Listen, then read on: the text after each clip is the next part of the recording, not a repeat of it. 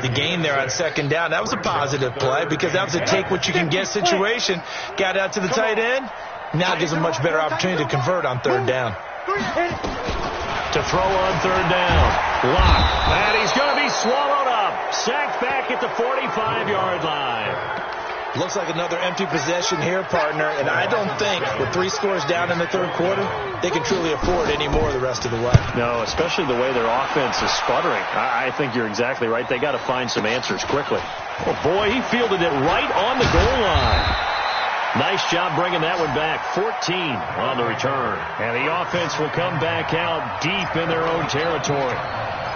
And now out comes Houston. They had the double-digit lead at halftime, and they have continued to roll. They're hard to stop right now. I think what we're seeing is an example of a team that has it figured out in this ball game. And whatever the adjustments are the defense has made, hasn't slowed them, hasn't phased them at all. They either anticipated them or they've been so far ahead that they just can't catch up. Now it's just a search to add to the lead. And he is met at the line of scrimmage, and he goes down right there. Calling no gain there, and it brings forth a 3rd and long. A nickel set defensively for the Broncos here on 3rd down. Here we go. Hey, team 6. Ready? Kelly. He'll rifle this one deep right side. Oh, this is taken in. It's complete. He's at the 30. 10. Touchdown, Houston. A big play there. 91 yards. And his guys are going to add on to their lead. So from back deep in their own territory all the way into the end zone, you think they expected to score on that one? I'm not sure they expected to score, but they also showed that they're not averse to taking a little bit of a risk there, right? Taking a chance, because the normal call is take care of the football, run it, be safe. Instead, they put it in the air and took a gamble, and it paid off in a big way. That wasn't an analytics call. That wasn't a fantasy guy's call. That was like a video game call right there. It was a little bit of a video game call, but it worked. Set now to kick this one away, and off it goes. This will be fielded at the 8. Solid return, pretty good field position. They'll start at the 32-yard line. And coming out now, the Broncos. These guys had to punt their last possession, and that's become too familiar of a refrain. Too many of these drives just wound up going nowhere. Well, you know how in baseball when the pitcher gets accelerating, and off he goes. And he'll take it into the end zone for a Denver score. A big play there. His first touchdown here of the new campaign. And the Broncos get a bit closer.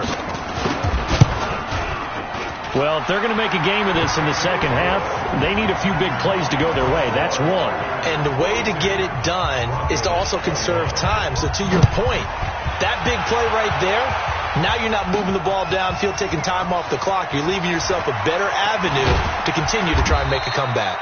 And he's up past the 20 to the 22-yard line. Let's go.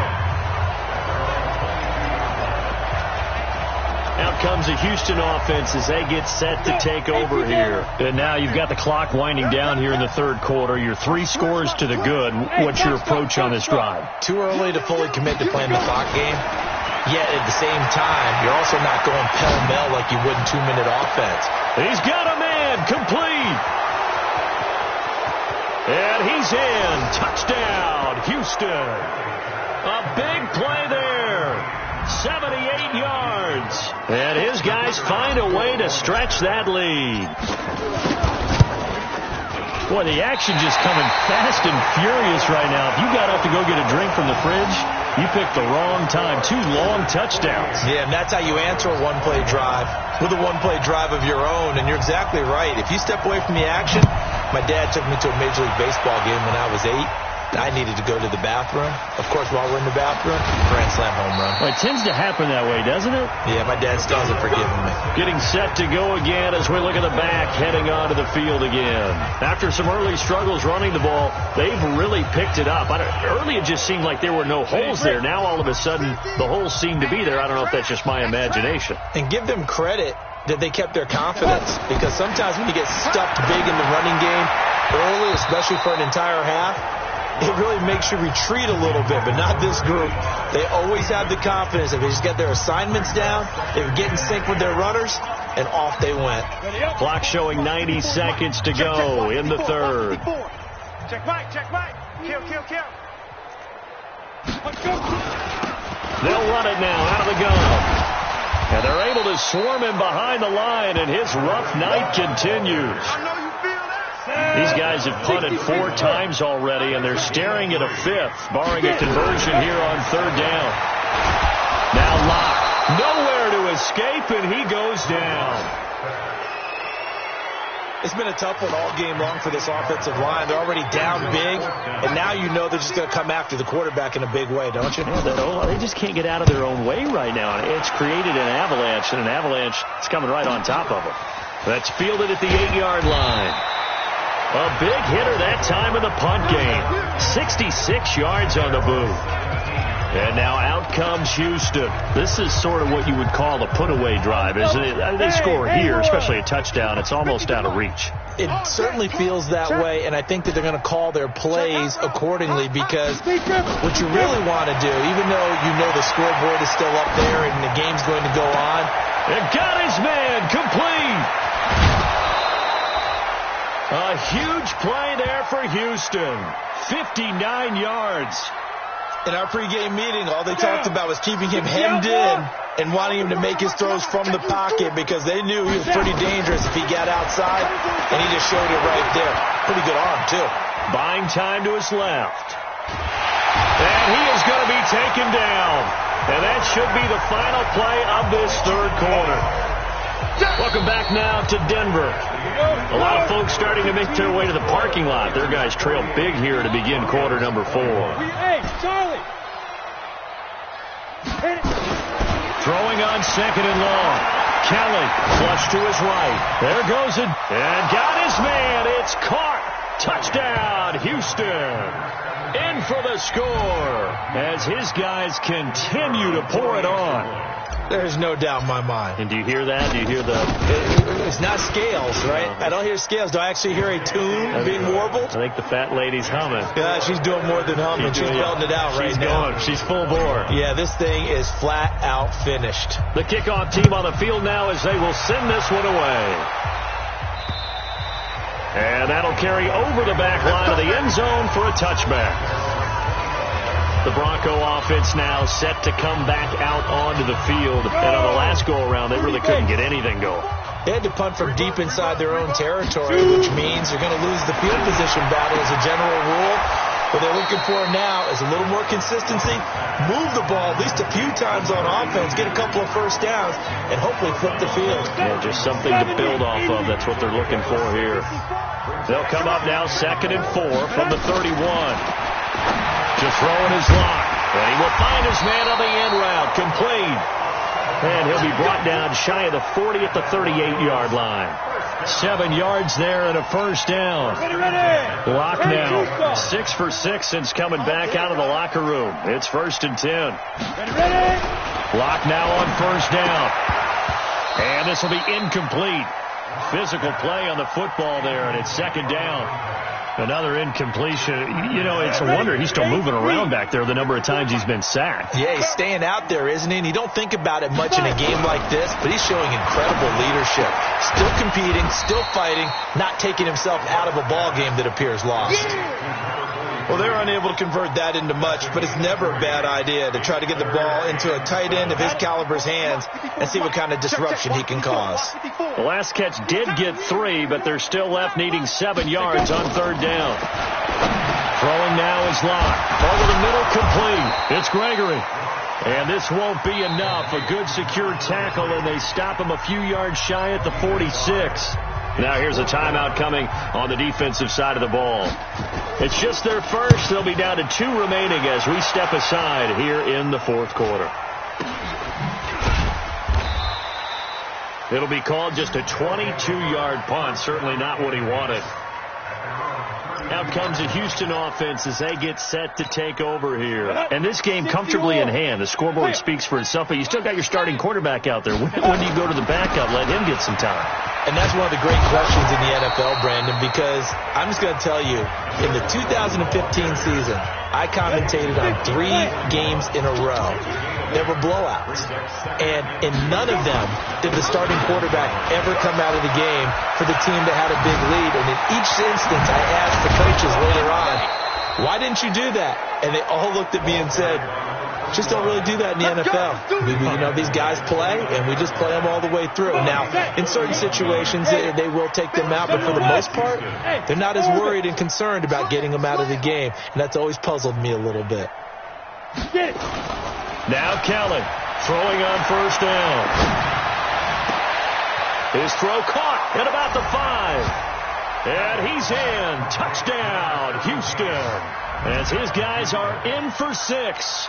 As his guys continue to put this one out of reach. And, my friend, I think it's safe to say that this game is pretty much deceased at this point. It's taken a knee, so to speak. It is definitely this victory formation. Take the snap, take the knee, call it a night, call it a game, call it whatever. I agree with you totally. I don't think there's much left to get except for those who want to run up the score. I knew this was over about a minute ago when you took your stat sheet and just flipped it over your shoulder in the trash can. Yeah, that's similar to the guys cutting tape off right before the game's over. We know this thing's done. Here's the Denver offense now as they get set to take over here. And with this deficit, you can't have too many more drives like the last drive where you had to punt it away. You know what I would tell my offense right here? The punter doesn't exist, guys. He doesn't even exist. He's not a team anymore. I just cut him. All right? So you got to go out and create some offense for us here and give us some points. No way does that guy get on the field on this drive. Poor punter. Yeah, it wasn't his fault. But, hey, listen, if some guys, there will be casualties at times. We're trying to win a game. A second down pass play there, but it's incomplete. The Broncos on third down. They're hitting at just 30%, 3 for 10. This will be 3rd and 6. From the gun on third down, Locke. And this time he's got the hook up. It's complete. Now a stoppage here. We'll get another timeout. That's going to leave him with just 1 remaining here in this 4th quarter. He's averaging just under 50 yards a punt as he gets this away. And a fair catch called for and taken right on the midfield stripe. It'll be just an 18-yard punt. And this offense will take over right at the midfield stripe with a 1st and 10. Good starting field position for them here as they come up 1st and 10 right at the 50-yard line. From the midfield stripe, they'll look to throw. And he's got his favorite target yet again. It's complete. A big gainer there on the catch and run, 37 yards.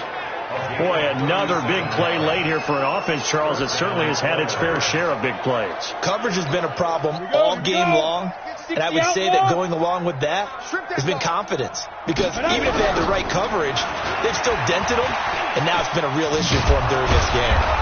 And this will leave them a yard short. Nice pickup of 9 yards on first down.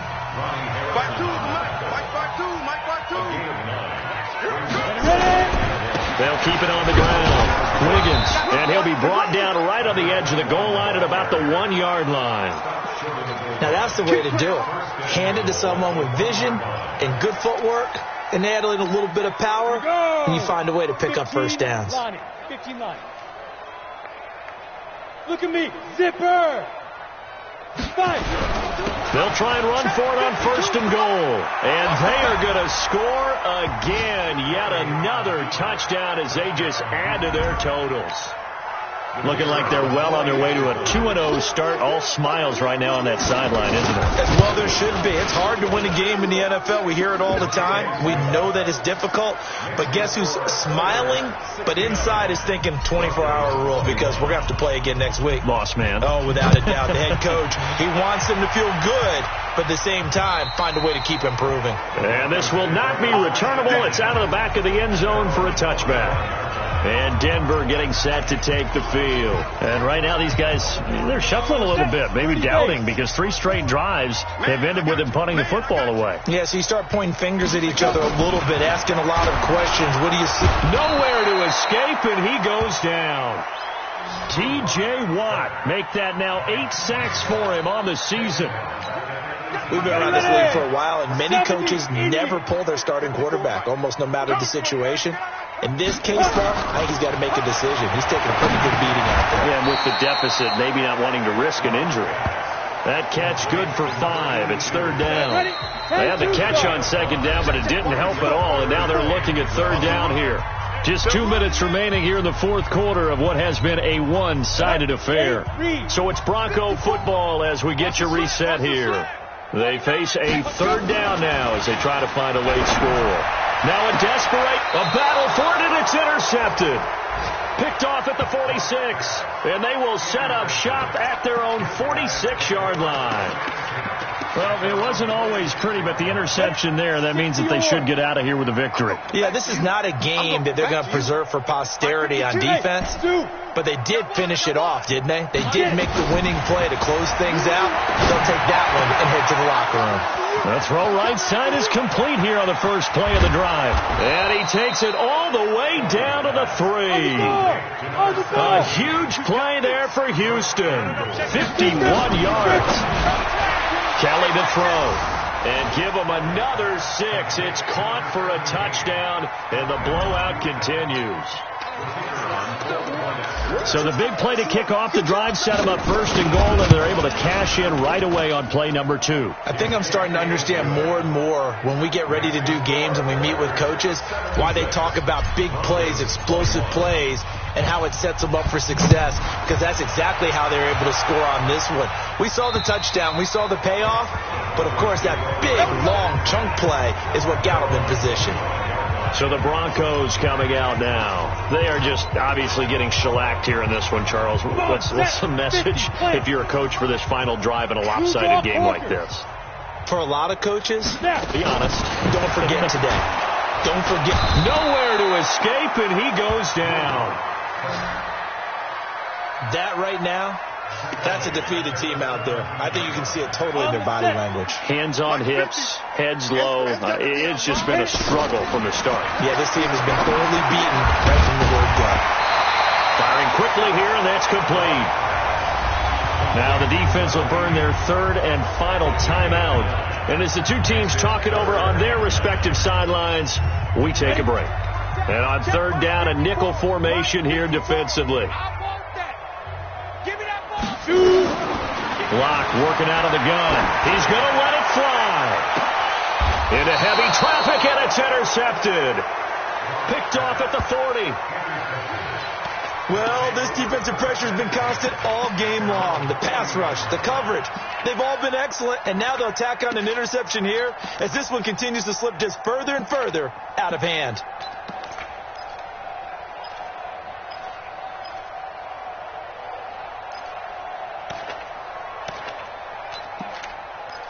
And now out comes Houston. And a few kneel downs should just about do it. Now, defensively, they do have all 3 timeouts, but very little reason to use them at this point. Now Kelly. Forced out to his left. And he'll toss this one incomplete. Seeing no options, he throws it away. They're still throwing the football here. Now, obviously, the incompletion stops the clock. That's a bad thing. Feels to me like they're just keeping them honest on defense because you know they're going to stack the line of scrimmage and try and stop any type of a running play. Short little passes may work in exchange of running plays. Keep the clock moving, keep them moving. I guess you're right. If they can get some first downs, just as good as running the football. Hey, high 7. Ready? That one looks like he'll throw here. Wide open receiver complete. He's got this to the 30 before being taken down. Good yardage after the catch. Is that play good for 30 and a first? Kelly now on 1st and 10. Sliding out of the pocket. That'll be incomplete as the clock will stop with 14 seconds remaining. Ball on the 30 as they come up 2nd and 10.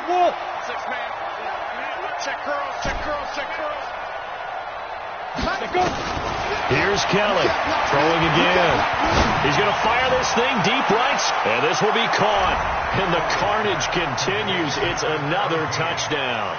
I tell you, Charles, you play to the final whistle, I get that, but there are a few folks that might not be too happy with that score late in the game with it already well in hand. You seem a little squeamish about that last score. I struggle with it. I struggle. But on the other, the argument, I get it, on the other side is, hey, do something about it. Stop them. I guarantee you, I know who was really excited. Fantasy owners who had them. Hey, listen, get the points from me. They're not worried about hurt feelings or anything like that. That's just new age stuff.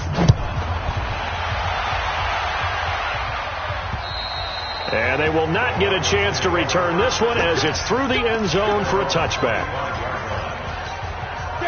Denver offense at the line, ready to go. This is just an exercise in futility. Do you even bother running a play here offensively? I wouldn't, because now is not going to erase what's happened to it. Now he's into the clear.